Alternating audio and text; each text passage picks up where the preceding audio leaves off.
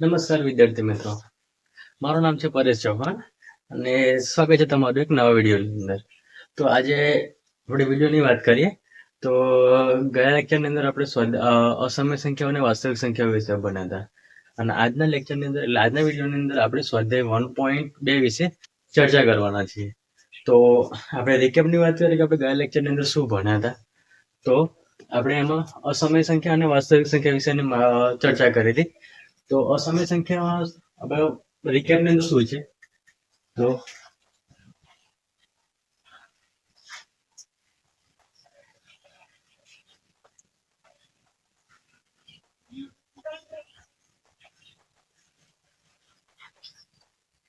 અસમય સંખ્યા. તો અસમય સંખ્યાની વાત કરીએ આપણે. તો અસમય સંખ્યામાં મેં તમને એક સિમ્પલ ડેફિનેશન આપેલી, જેમાં એક નોટબુકની તમારા પાઠ્યપુસ્તકની ડેફિનેશન બી અલગ છે, એટલે વ્યાખ્યાની અલગ છે, પણ તમને સિમ્પલ રીતે તમે યાદ કરી શકો કઈ રીતે કે અસમય સંખ્યા એટલે જે સમય સંખ્યા નથી તેને અસમય સંખ્યા કહેવામાં આવે છે. તો ખાલી એનો પોઈન્ટ આપણે નોટ કરીએ. તો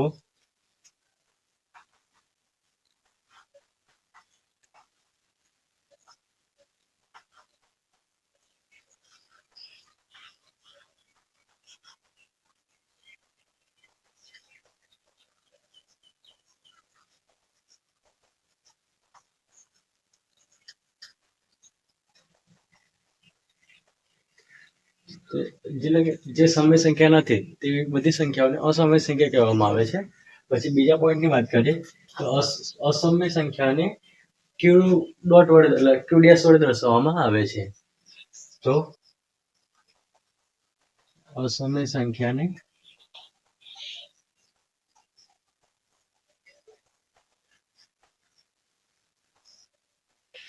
ક્યુ ડેશ વડે દર્શાવવામાં આવે છે.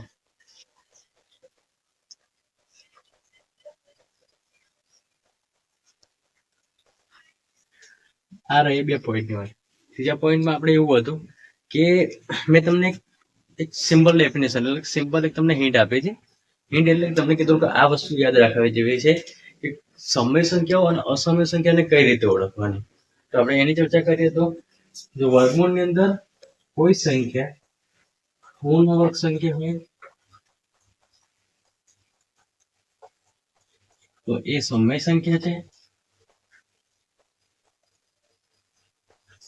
અને વર્ગમૂળની અંદર જો સંખ્યા પૂર્ણ વર્ગ ન હોય આ બધી અસમય સંખ્યાઓ છે.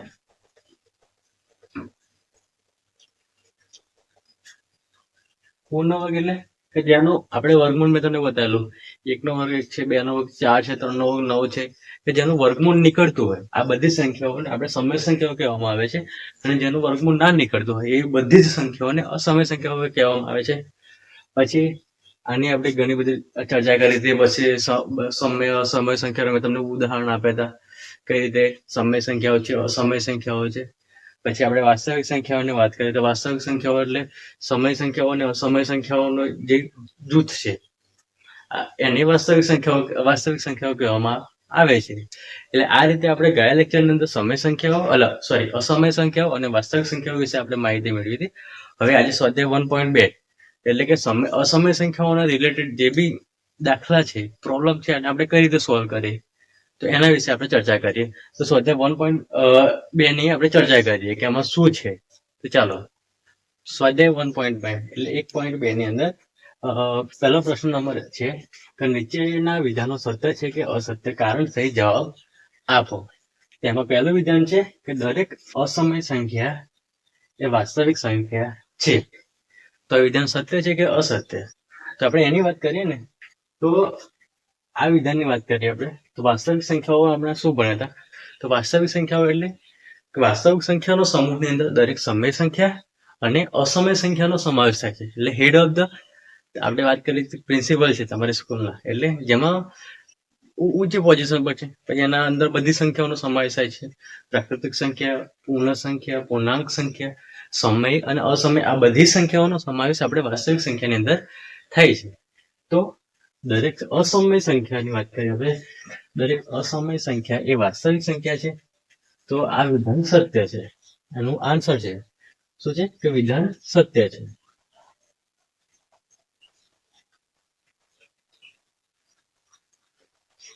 તો હવે એનું કારણ તો આપવું પડશે ને. તો વાસ્તવિક સંખ્યા છે, તો વાસ્તવિક સંખ્યાના સમૂહની અંદર આપણે એનું કારણ આ રીતે આપી શકીએ કે વાસ્તવિક સંખ્યાના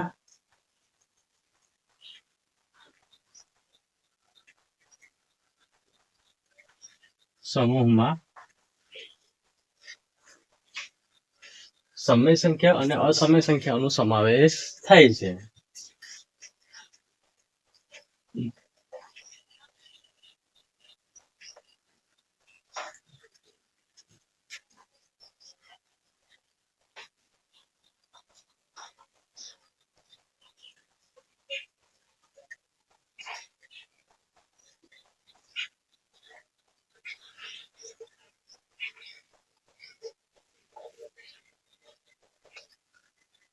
આ છે આપણે પેલા ક્વેશ્ચન નંબર પહેલાના એક પહેલા પાર્ટની અંદર.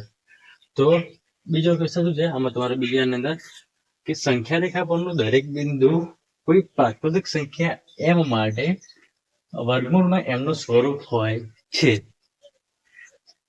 પ્રાકૃતિક સંખ્યા એમ માટે વર્ગમૂળમાં એમનું સ્વરૂપ હોય છે. આ વિધાન તો બધાને વસ્તુ સત્ય છે, સત્ય છે. કારણ કે આના માટે આપણે ગયા લેક્ચરની અંદર આપણે એક વસ્તુ ભણી ગયા હતા કે આપણે √2 એટલે વર્ગમૂળમાં 2 ને આપણે સંખ્યા રેખા પર દર્શાવવા હતા. તો આપણે સંખ્યા રેખા પર કેમ દર્શાવ્યા હતા? હા, તો દરેક પ્રાકૃતિક સંખ્યા આપણે શું કહેવાય સંખ્યા રેખા પર દર્શાવી શકાય. આપણે વસ્તુ ભણ્યા હતા. પણ આમાં આ વસ્તુ નથી, કારણ કે આને જો ફરી ધ્યાનથી વાંચો તો સંખ્યા રેખા પરનું દરેક બિંદુ, સંખ્યા રેખા પરનું દરેક બિંદુ કોઈ પ્રાકૃતિક સંખ્યા એમ માટે √m સ્વરૂપ હોઈ શકે. √m સ્વરૂપ હોઈ શકે. એટલે આપણે સંખ્યા રેખા ભણ્યા હતા. સંખ્યા રેખાની અંદર શું જોયું હતું? અહીંયા આપણે 0, 1, 2, 3, -1, -2, -3. તો સંખ્યા રેખા પર ઋણ સંખ્યાઓ પણ છે અને ધન સંખ્યાઓ પણ છે અને શૂન્યનો બી સમાવેશ થાય છે. હવે અહીંયા શું છે? સંખ્યા રેખા પરનું દરેક બિંદુ કોઈ પ્રાકૃતિક સંખ્યા એમ માટે વર્ગમૂળમાં એમનું સ્વરૂપ હોઈ શકે. એટલે પ્રાકૃતિક સંખ્યા માટે લેક્ચર નંબર 1 પહેલા લેક્ચરની અંદર પ્રાકૃતિક સંખ્યા વિશે માહિતી એટલે ચર્ચા કરી હતી. પ્રાકૃતિક સંખ્યા કોને કહેવામાં આવે છે? તો પ્રાકૃતિક સંખ્યાઓ એટલે જેને આપણે ગણીએ છીએ 1, 2, 3, 4, 5, 6, 7 અનંત સુધી. આ બધી શું છે? પ્રાકૃતિક સંખ્યાઓ છે. તો પ્રાકૃતિક સંખ્યાની અંદર ઋણ સંખ્યાઓ નથી આવતી. ઋણ સંખ્યાઓ તો પૂર્ણાંક સંખ્યાની અંદર આવે છે. પૂર્ણ સંખ્યાની અંદર 0 આવે છે. તો આમાં એવું કીધું છે કે સંખ્યા રેખા પરનું દરેક બિંદુ કોઈ પ્રાકૃતિક સંખ્યા એમ માટે વર્ગમૂળમાં એમનું સ્વરૂપ હોય છે. એટલે આ વિધાન અસત્ય છે. પહેલી વસ્તુ. હવે એનું કારણ આપણે આપવું પડશે કે વિધાન કેમ અસત્ય છે. તમે તમને દર્શાવ્યું કે સંખ્યા રેખા પર 0 ઋણ સંખ્યાઓ અને ધન સંખ્યાઓ છે, બરાબર? તો કોઈ પણ એક ઋણ સંખ્યા માટે √m એ ક્યારેય કોઈ પ્રાકૃતિક સંખ્યા ન હોઈ શકે. એટલે કે એના વિધાનની આપણે વાત કરીએ તો જો m કોઈ ઋણ સંખ્યા હોય કે આપણે કોઈ ઋણ સંખ્યા લઈએ તો એ ઋણ સંખ્યા માટે √m કોઈ પ્રાકૃતિક સંખ્યા ન હોઈ શકે. એટલે આપણે એવું કહી શકીએ છીએ કે જો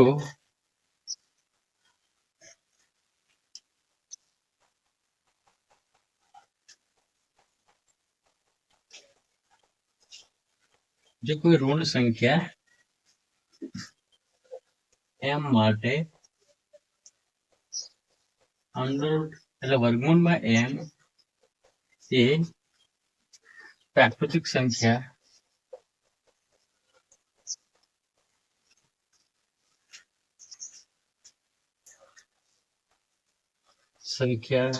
ના હોય. એટલે કે જો પ્રાકૃતિક સંખ્યાની આપણે આમાં વાત કરીએ તો બધી પ્રાકૃતિક સંખ્યાઓ છે એના માટેનું વર્ગમૂળ છે ને એ √m ના સ્વરૂપમાં હોઈ શકે. પરંતુ ઋણ સંખ્યાઓ, સંખ્યા રેખા પર તો ઋણ સંખ્યાઓ પણ આવેલી છે. તો ઋણ સંખ્યાઓ માટે એનું વર્ગમૂળ હશે એ ક્યારેય પ્રાકૃતિક સંખ્યા હોઈ ના શકે. આ વસ્તુ એક ઇમ્પોર્ટન્ટ વસ્તુ છે. એટલા માટે એટલે એમ કે જો પ્રાકૃતિક સંખ્યા માટે એમ માટે અંડરવર્ડ એમ હોય શકે, લેકિન ઋણ સંખ્યા પરંતુ ઋણ સંખ્યા માટે ના હોય. પછી ત્રીજા વિધાનની વાત કરીએ આપણે તો ત્રીજા વિધાન દરેક વાસ્તવિક સંખ્યા એ અસમય સંખ્યા છે. દરેક વાસ્તવિક સંખ્યા અસમય સંખ્યા છે. તો વિધાન સત્ય છે કે અસત્ય? તો આ વિધાન અસત્ય છે.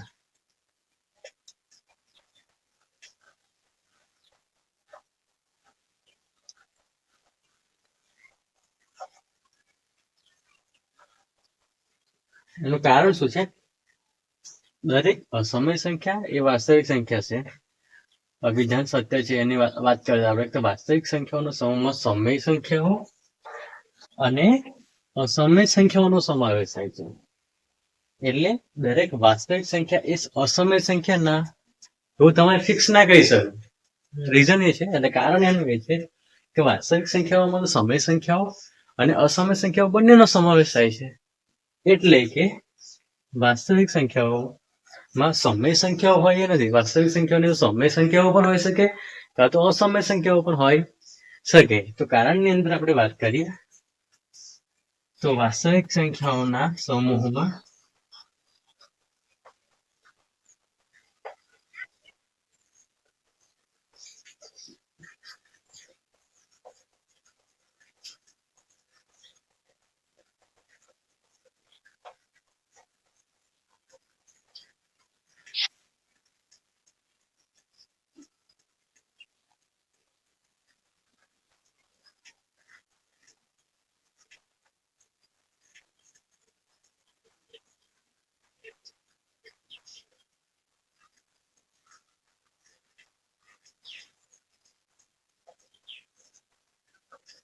સમય સંખ્યાઓ કાં તો અસમય સંખ્યાઓ બંનેનો સમાવેશ થાય છે. પણ વાસ્તવિક સંખ્યા સમય સંખ્યા છે એવું આપણે કહી ના શકીએ. તો આ થઈ ક્વેશ્ચન નંબર 1 ની વાત. હવે ક્વેશ્ચન નંબર 2 ની અંદર એટલે પ્રશ્ન નંબર 2 માં જોઈએ કે એમાં કઈ રીતે એની ચર્ચા કરીએ આપણે, એમાં શું છે. ક્વેશ્ચન નંબર 2 આપણને શું કહે છે? તો ક્વેશ્ચન નંબર 2 માં એવું છે, પ્રશ્ન નંબર 2 એટલે કે દરેક ધન પૂર્ણાંક સંખ્યા ધન પૂર્ણાંકનું વર્ગમૂળ અસમય હોય છે. જો ના તો એવી એક સંખ્યાનું ઉદાહરણ આપો કે જેનું વર્ગમૂળ સમય સંખ્યા હોય. સમય સંખ્યા હોય એટલે પ્રશ્ન બરોબર છે ને, ધન પૂર્ણાંકનું વર્ગમૂળ બરોબર છે. હા, તો દરેક ધન પૂર્ણાંક, ધન એટલે બધી પોઝિટિવ પ્રાકૃતિક સંખ્યાઓનું, તો પ્રાકૃતિક સંખ્યાઓનું વર્ગમૂળ અસમય સંખ્યા જ હોય છે. જો હોય તો હા, જો ના તો ના. તો પછી આપણે એવી સંખ્યાનું ઉદાહરણ આપવું પડશે કે જેનું વર્ગમૂળ સમય સંખ્યા હોય. તો તમને અસમય સંખ્યાની જયારે મેં ગયા લેક્ચરની તમને વાત કરતો હતો ત્યારે મેં તમને એક મેઇન એટલે આમાં તો ના, એનું આન્સર આવશે ના. પહેલા તો ના, કારણ કે દરેક ધન પૂર્ણાંક સંખ્યાનું વર્ગમૂળ અસમય સંખ્યા હોય એવું શક્ય નથી. કારણ કે ઘણી બધી એવી સંખ્યાઓ છે, પૂર્ણાંક સંખ્યાઓ છે કે જેનું વર્ગમૂળ સમય સંખ્યા થાય છે. હવે એનું રીઝનની વાત કરીએ ના, તો આપણે મેં તમને દરેક ધન પૂર્ણાંકનું વર્ગમૂળ અસમય સંખ્યા હોય એવું નથી. કારણ કે ઘણી બધી એવી સંખ્યાઓ છે કે જેનું વર્ગમૂળ આપણને મળે છે. એટલે ના, રીઝનની અંદર ના કહીએ. ના કહ્યા પછી આપણને એનો આન્સરમાં શું લખીશું? દરેક ધન પૂર્ણાંક નું વર્ગમૂળ અસમય હોય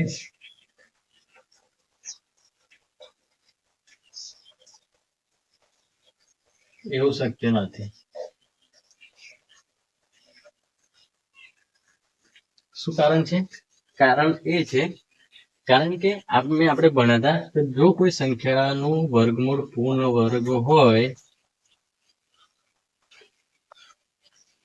તે સમય સંખ્યા છે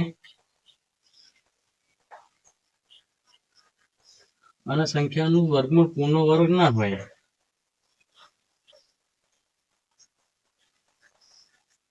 તો અસમય સંખ્યા. હવે આપણે અહીંયા એક શું કીધું છે, ઉદાહરણ તો આપવું પડશે. તો ઉદાહરણ આપો કે જેનું વર્ગમૂળ ધન પૂર્ણાંક સંખ્યાનું વર્ગમૂળ જે સમય સંખ્યા હોય છે આપણે ઉદાહરણની વાત કરીએ. આપણે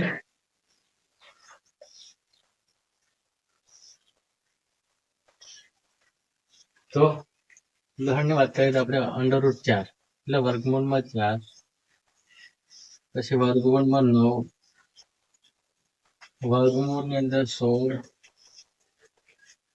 વર્ગમૂળમાં 25, વર્ગની અંદર 36. આ બધી સંખ્યાઓ સમય સંખ્યાઓ છે. આ બધા શાના ઉદાહરણ છે? સમય સંખ્યાના એક્ઝામ્પલ છે. એટલે કે આ બધી સંખ્યાઓ છે ને બધી સમય સંખ્યાઓ છે કે જેનો પૂર્ણ વર્ગ છે, પૂર્ણ વર્ગ મળે છે, એટલે આ બધી સમય સંખ્યાઓ છે. તો એવું દરેક ધન પૂર્ણાંકનું વર્ગમૂળ એ અસમય સંખ્યા હોય એવું શક્ય નથી. એના એક્ઝામ્પલ છે. આ બે વસ્તુ છે ને, આ બે ઇમ્પોર્ટન્ટ વસ્તુ છે. આ ઇમ્પોર્ટન્ટ કેમ છે કે જો તમને આટલું યાદ હશે ને તો કોઈ બી સંખ્યા સમય અસમયમાં તમે ખબર પડી પાડશો કે આ સમય છે કે અસમય છે.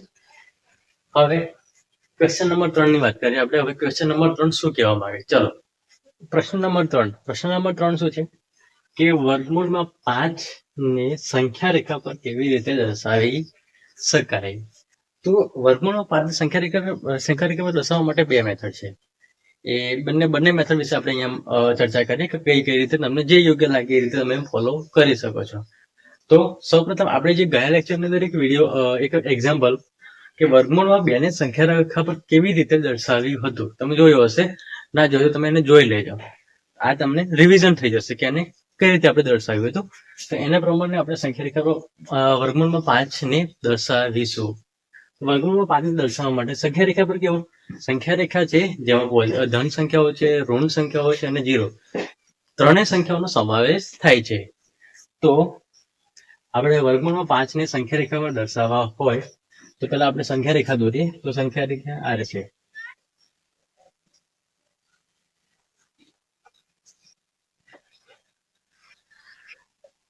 અહીંયા વાત કરો આપણે ધન પૂર્ણાંક સંખ્યા છે, ધનની વધારે વાત કરીશું આપણે. 0, 1, 2, 3, 4, -1. તો આ 0 એટલે આપણે એને O કહીએ, O, અને 1 છે તેને A કહીએ આપણે. તો સંખ્યા રેખા પરનો જે O A રેખાખંડ થઈ ગયો, જે આની આપણે વેલ્યુ 1 એકમ લઈએ. તો સૌપ્રથમ આપણે શું કરવું? તો આ જે OA રેખાખંડ છે જે એકમ લંબાઈનો છે એટલે એની જે લંબાઈની વેલ્યુ 0 થી 1 એટલે 1 છે. હવે આપણે શું કરીએ કે OA ને લંબ હોય એક એવો બીજો એકમ લંબાઈનો એ બી એટલે કોઈ એવો રેખાખંડ દોરીએ. ધારો કે આપણે અહીંયા એને આપણે B કહીએ. આ અને લંબ છે, ના પ્રોપર નથી. તો આને લંબ હોય એવો એક રેખાખંડ બી દોરે જેની વેલ્યુ 1 એકમ છે. 1 એકમ એટલે આ. તો હવે OB ની વેલ્યુ શું થશે? OB તો અહીંયા પાયથાગોરસના પ્રમેયનો યુઝ કરીએ આપણે. તો પાયથાગોરસનો પ્રમેય શું કહે છે? કાટકોણ ત્રિકોણની બે બાજુના લંબાઈનો સરવાળો એ એની ત્રીજી બાજુના કાટકોણ ત્રિકોણની બંને બાજુના વર્ગનો સરવાળો એ એની ત્રીજી બાજુના વર્ગનો સરવાળા બરાબર થાય છે. આપણે કાટકોણ ત્રિકોણ એટલે કે પાયથાગોરસના પ્રમેય વિશે બીજા લેક્ચરની અંદર આપણે ગયા લેક્ચરમાં સરસ રીતે વાત કરી હતી. તો આની વાત કરીએ, આ બી એકમ લંબાઈનો છે, આ પણ એકમ લંબાઈનો છે. તો આની વેલ્યુ √2 આવશે. કઈ રીતે આવશે? તો વર્ગમૂળમાં 2. એના માટે વિડીયો નંબર 2 એટલે વિડીયો નંબર 3 ગયા છેલ્લા લેક્ચરની અંદર આપણે વાત કરી હતી કે આ બી એકમ લંબાઈ છે, આ બી એકમ લંબાઈ છે. તો આને કઈ રીતે દર્શાવી શકાય? તો OB² OA² + AB². પાયથાગોરસનો પ્રમેય શું કહે છે? કાટકોણ ત્રિકોણમાં બંને બાજુના વર્ગોનો સરવાળો એ તેની ત્રીજી બાજુના વર્ગનો સરવાળા બરાબર થાય છે. તો આની વેલ્યુ તો આપણને આપેલી છે, તો આ શોધવાની હોય. તો OA = 1², 1². આ OB². તો OB = 1 નો વર્ગ 1 નો વર્ગ એટલે 2 અને OB નો સ્ક્વેર છે, સ્ક્વેર ને કાઢીએ આપણે તો √2, તો આપણને વર્ગમૂળમાં √2 મળે. હવે આપણે શું કરીએ છે, આ તો આપણને આપણે સેન્ટર પોઈન્ટ, એટલે આપણે શું કહેવાય, સેન્ટર પોઈન્ટ છે. સેન્ટર પોઈન્ટ એટલે મીન્સ કે તમારું કેન્દ્ર બિંદુ. હવે આ જે રેખાખંડ OB છે ને, OB ને લંબ આપણે એક બીજી રેખાખંડ દોરીએ, જેને આપણે CB નામ આપી દઈએ. તો લંબ એટલે જેનો ખૂણો 90 ડિગ્રીનો હોય, એટલે કોઈ આ રેખાખંડ છે તો આ રેખાખંડને આ લંબ કહેવાય. જો કોઈ રેખાખંડ આ છે તો આને લંબ આ છે, આને લંબ 90 ડિગ્રી, એટલે આનો ખૂણો છે 90 ડિગ્રીનો થશે. તો મારે આ રેખાખંડ આ છે OB, તો હવે OB નો કોઈક લંબ રેખાખંડ દોરવો છે તો આ થશે. આ એટલે અને એ બી મારે એકમ લંબાઈનો જ દોરવાનો છે. તો કોઈક રેખાખંડની વાત કરીએ આપણે, આ છે અહીંયા BC, જે એકમ લંબાઈનો છે. એકમ લંબાઈનો છે તો આ રેખાખંડ OC ની વેલ્યુ શું હશે? તો આમાં બી આપણે અહીંયા પાયથાગોરસનો પ્રમેય યુઝ કરીએ. તો પાયથાગોરસના પ્રમેયને યુઝ કરીએ તો આપણને આની વેલ્યુ વર્ગમૂળમાં 2 આપી છે, આની વેલ્યુ 1 આપી છે. તો OC ની વેલ્યુ ડાયરેક્ટમાં આપણે વર્ગમૂળમાં 3 થાય. સર કેવી રીતે આવી? તો ચલો પાયથાગોરસ પ્રમાણે OC નો સ્ક્વેર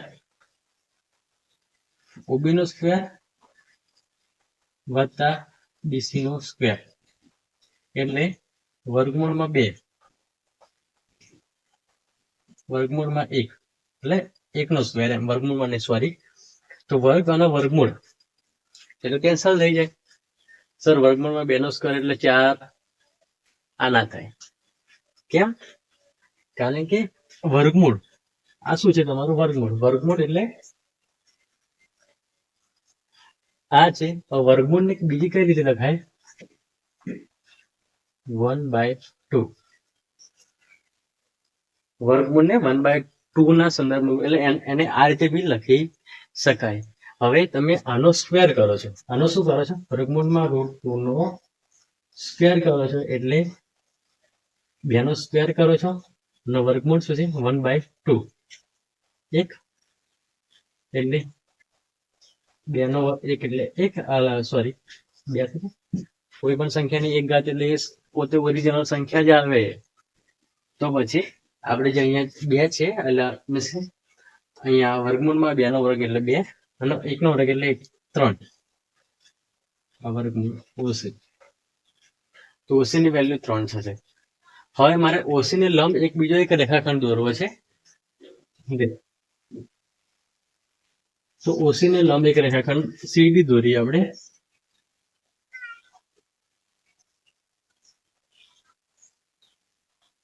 D આ બી એકમ લંબાઈનો છે, અને આના સેન્ટરથી O થી આપણે કેન્દ્ર બિંદુથી વાત કરીએ તો આની વેલ્યુ કેટલી આવશે? વર્ગમૂળમાં 4.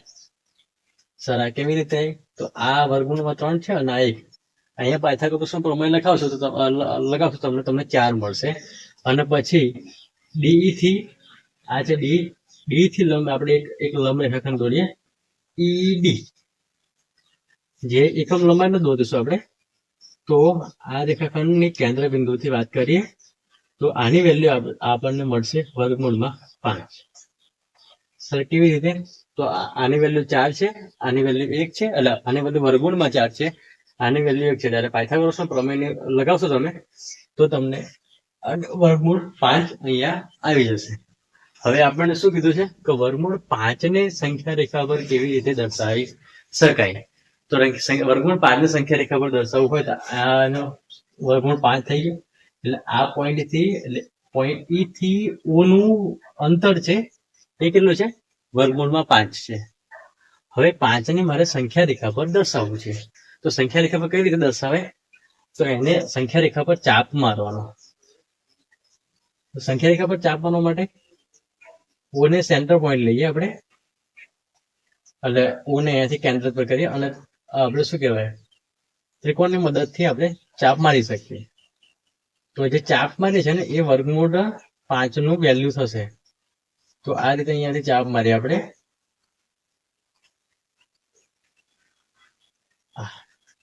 જે આ પોઈન્ટ P આવ્યો ને એ વર્ગમૂળ 5 ની વેલ્યુ થશે 2 પોઈન્ટ પછી. 2 પોઈન્ટ પછી અને 3 પોઈન્ટ પહેલા. એટલે કે 2 થી 3 ની વચ્ચે વર્ગમૂળ 5 ની વેલ્યુ હશે. તમે વર્ગમૂળ 5 ની તમે જો આન્સર જાઓ કે વર્ગમૂળ 5 શું થાય છે, તો વર્ગમૂળ 5 આપણે લઈએ તો વર્ગમૂળ 5 એટલે 2.2306 સમથિંગ છે. એટલે વર્ગમૂળ 5 એટલે 2.2306 એટલે શું કહેવાય આને આપણે ગયા લેક્ચરમાં જેમ કે એનું દશાંશ સ્વરૂપ અનંત આવૃત નથી, અનંત અનાવૃત છે, રિપીટેશન નથી. તો 2.23 એટલે 2.25 અહીંયા થશે, 2.23 નો ચાપ અહીંયા થઈ ગયો. આ તમારે ક્રોસ વેરીફાઈ કરવું એટલે તમે ચેક કરો કે ના મેં સાચો જો આન્સર લાવ્યો છે કે નથી લાવ્યો. તો આ રીતે આવશે. તો આ છે મેથડ નંબર 1. સર આ તો બહુ મોટું લાગે છે, બહુ લાંબુ લાગે છે. એટલે સર પહેલા એક કરો, પછી બીજો રેખાખંડ દોરો, પછી આનાથી લંબ દોરો, પછી એની વેલ્યુ શોધો, ત્રીજો લંબ દોરો. સર આટલો બધો ટાઈમ ના મળે અમને, આટલું બધું લોંગ કોણ કરે. તો એક શોર્ટ ટ્રીક છે, બીજી એક મેથડ છે, મેથડ નંબર 2. તો આના મેથડથી આપણે વર્ગમૂળ 5 ને દર્શાવી શકાય. એટલે કેવું છે કે આમાં ઘણી બધી, હવે મેં ગયા લેક્ચરનો વર્ગમૂળ 2 છે અને એક જ મેથડથી સોલ્વ થાય. પછી તેને સર એમ સર વર્ગમૂળમાં 2 છે અને મને બીજી મેથડથી સોલ્વ કરો તો નહીં થાય તમને. તો હવે અને બીજી મેથડથી આપણે વર્ગમૂળમાં 5 ની આપણે સંખ્યા રેખા પર દર્શાવીએ. તો આ થઈ સંખ્યા રેખા. અહીં કેન્દ્ર બિંદુ 0, 1, 2, 3, -1. હવે એક OA રેખાખંડ દોરીએ આપણે. અને અહીંયા OA એકમ લંબાઈ છે, આની વેલ્યુ 1 છે. અહીંયાથી O થી આની વેલ્યુ 2 છે. અને આપણે એકમ લંબાઈની જગ્યાએ એની લંબાઈ 2 લઈ લઈએ. તો OA રેખાખંડ જેની લંબાઈ 2, આ એકમ લંબાઈ નથી. હવે એનાથી લંબ દિશાની અંદર આપણે રેખાખંડ દોરીએ AB. અહીંયાથી A થી B જે એકમ લંબાઈનો છે. એકમ લંબાઈ એટલે જેની લંબાઈની વેલ્યુ 1 છે. 1 આની વેલ્યુ 2. તો જે OB રેખાખંડ થશે એની વેલ્યુ શું થશે? તો અહીંયા પાયથાગોરસ લગાવવો પડશે. પાયથાગોરસ લગાવો તો કેવી રીતે થશે? OB square is equal to OA square plus AB square. તો હવે OA ની વેલ્યુ ની વાત કરીએ આપણે. તો OA શું છે? OA એ 2 છે. તો 2 નો વર્ગ પ્લસ OA એટલે એની લંબાઈ આપણે ડબલ લીધી છે એટલે 2 છે એમ. અને AB ની વાત કરી તો AB 1. તો 2 ના વર્ગ ની વાત કરીએ 4, 5. OB શું છે? તો OB is equal to વર્ગમૂળમાં 5. હવે આની વેલ્યુ છે આપણે વર્ગમૂળમાં 5. ખાલી સિમ્પલ એક જ પાયથાગોરસની અંદર આનો આન્સર આવી ગયો. હવે આને આપણે સંખ્યા રેખા પર દર્શાવવું હોય તો આને અહીંયાથી ચાપ મારીને આપણે સંખ્યા રેખા પર કઈ રીતે દર્શાવી શકીએ?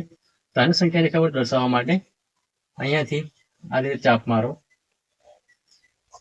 સોરી, આ થોડું વધી ગયું છે, પણ અહીંયાથી આપણે કરીશું. તો આને સંખ્યા રેખા પર દર્શાવવું હોય તો આને સંખ્યા રેખા પર આ રીતે આની વેલ્યુ બી અહીંયા 2.23 જ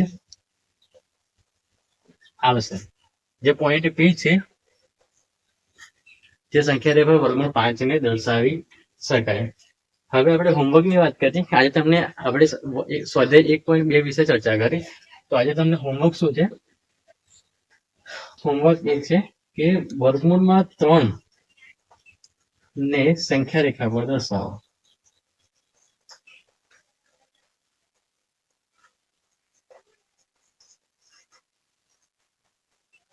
વર્ગમૂળમાં 3 સંખ્યા રેખા પર કેવી રીતે દર્શાવી શકાય?